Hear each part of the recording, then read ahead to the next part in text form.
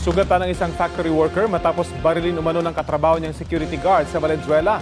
Sabi ng pulisya, posibleng nag-ugat ang krimen sa dating alitan. Balita ng atin ni Gabriel Gonzalez.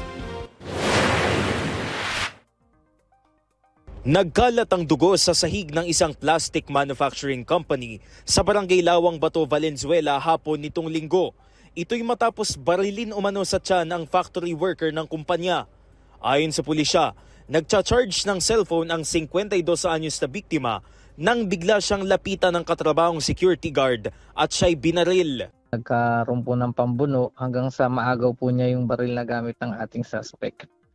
At sa tulong po ng kanyang mga kasamahan sa trabaho ay nakuha po, na-recover yung baril at na-pacify po sila.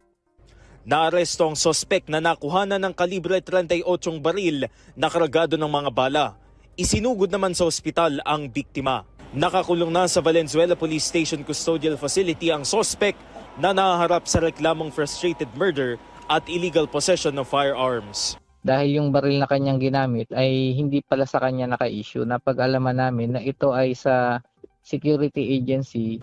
Tumangging magbigay ng pahayag ang sospek. Batay po sa aming investigasyon, meron na silang dating alitan nitong victim. Di umano, ang ating biktima ay sinusumbong ang gawain nitong suspect na kapag naka-duty siya bilang gwardiya ay nakainom siya. Sinusubukan pa naming hinga ng pahayag ang biktima.